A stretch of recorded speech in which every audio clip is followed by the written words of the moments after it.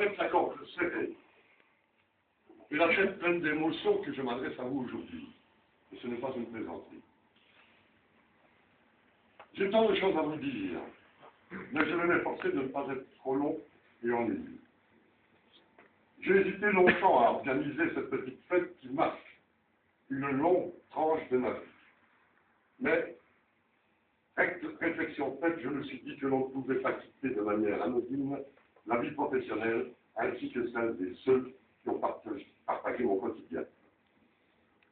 Votre présence ici aujourd'hui me conforte dans mon bon choix et m'envahit de joie. En regardant vos visages,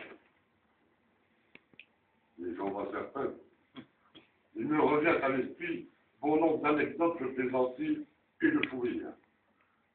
Ma joie est d'autant plus grande de savourer avec vous cette réjouissance quand je pense qu'il s'en est fallu de peu que je perde la vie il y a 3 ans dans les circonstances que vous savez. À ce propos, je voudrais profiter de cet instant pour remercier celles et ceux qui m'ont apporté le réconfort et leur amitié lorsque j'étais au service des soins intensifs à l'hôpital des Bruyères. J'ai dit à la gorge 5, donc vous permettez. Il est des nôtres. Je redeviens un petit peu dramatique dans un bref instant. Ma peur de mourir était à son paroxysme, car j'avais entendu une conversation des médecins qui redoutaient un nouvel arrêt cardiaque. Il n'était pas certain que je verrais se lever le matin du 6 juillet 2004. N'en déplaise aux tristes cires qui ont prétendu que j'avais fait une simulation. Ces gens-là, bien entendu, vous comprendrez pour certains, sauf qui est au courant, ils n'étaient pas souhaités ce soir. Heureusement, cela n'est qu'un mauvais souvenir, et comme on le dit souvent, de tout malheur, on retire des leçons. J'ai pris la mesure de la valeur de la vie, et c'est le bien le plus précieux. Je sais aussi que l'on ne peut vivre valablement seul, nous avons besoin de l'amitié et de l'amour des autres.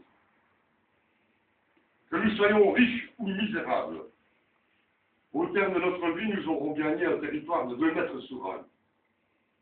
Ou encore l'avantage que nos restes réduits en poussière soient saupoudrés au gré du vent. En conclusion, il ne restera de nous que le souvenir gravé dans la mémoire de ceux qui nous ont aimés ou la différence de ceux que nous avons déçus.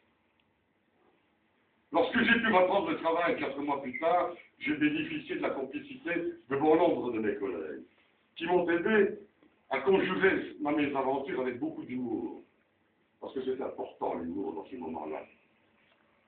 Je ne résiste pas au plaisir de vous narrer quelques bonnes plaisanteries dont je ris encore aujourd'hui. Je me souviens de Georges Lichnik qui me disait « C'est bien beau d'être revenu à la vie, mais tu ferais bien de rembourser la colère. » Un collègue, métis que vous connaissez tous, montant à bord de ma voiture, me dit « Jean-Claude, il y a quelque chose qui ne va pas. » Pourquoi dit-il ? C'est moi qui suis assis à la place du bord. D'autres m'ont demandé s'il y avait quelque chose après la mort. J'ai répondu que j'avais promis de ne rien dire. Certains diront que c'est de l'humour noir, mais pour moi, c'est une très bonne manière de dédramatiser et de faire la lutte au mauvais sort. Ces derniers temps, surtout au niveau de la rivière mécanique, nous en voyons certains, je fais l'objet d'autres plaisanteries, faisant référence à mon grand âge. Par exemple, Jean-Claude, on vient encore de téléphoner de l'hôpital du Val-d'Or, ils vont servir les repas, ne fait pas attendre le bus 105, il est dans la cour du magasin. J'en passe et de meilleurs. Maintenant, je suis un petit peu plus grave. Je voudrais aussi émettre quelques mots. J'ai fait partie des services techniques. Et je sais quels sont les soucis de chacun des services techniques. Je souhaite qu'à l'avenir, on reconsidère les revenus des services techniques. Il serait temps que le barème soit plus attractif. Il est paradoxal, dans le monde d'aujourd'hui, que les travaux manuels, souvent pénibles, soient à ce point ignorés et méprisés.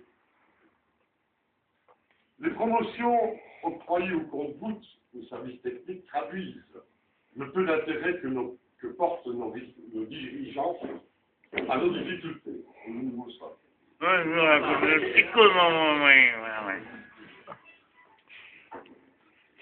Les salaires sont à ce point bas qu'il est de plus en plus difficile de recruter de nouveaux agents pour remplacer les départs à la retraite. Je prendrai pour exemple la personne qui était engagée pour me remplacer est venue travailler 2 jours pour ensuite disparaître dans la nature. Je souhaite également que vous choisissiez des représentants dignes de confiance pour défendre habilement et honnêtement vos intérêts. C'est important. Je ne dirai jamais assez que l'amitié dans le travail est possible. C'est par ailleurs une des clés de la réussite relationnelle, en dépit de certains esprits retors qui ne verront que leur seul intérêt. J'ai parfaitement conscience que je ne plais pas à tout le monde, mais cela n'a jamais été mon but. Au contraire, je ne peux être ami avec des gens qui ne respectent pas les règles essentielles de la vie en communauté. Je ne supporte pas le racisme sous toutes ses formes, et par conséquent, ceux qui abusent de leur force ou de leur grade pour faire souffrir lâchement les plus faibles et même parfois les malades. Certains savent de quoi je parle. Le harcèlement moral ne vient pas obligatoirement de la hiérarchie, mais bien souvent de l'entourage immédiat.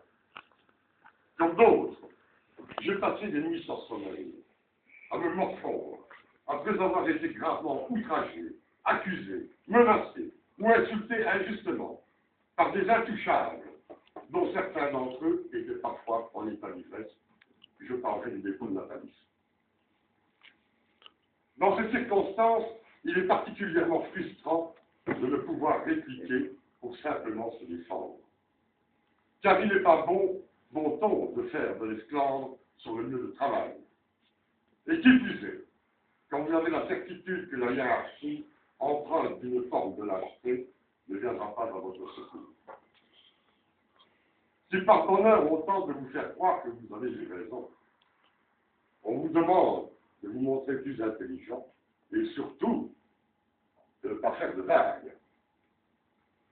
Moralité, votre agresseur potentiel sera rarement puni.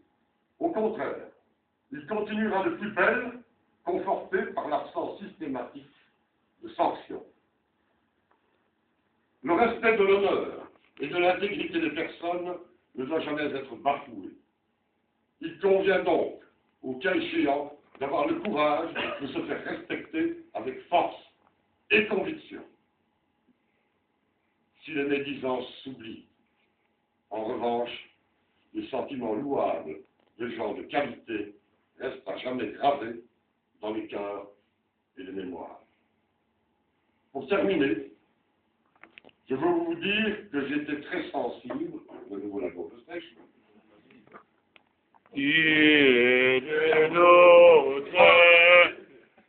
Pour terminer, je veux vous dire que j'étais très sensible aux nombreux témoignages de sympathie qui m'ont été adressés lors de mon départ.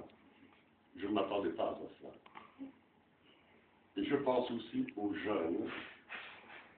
Ils ont quelques-uns. On débute, et donc j'ai l'âge d'être le père. À mon tour, je vous souhaite bon vent pour la suite de vos carrières. Et je vous remercie aujourd'hui de votre présence. Bravo!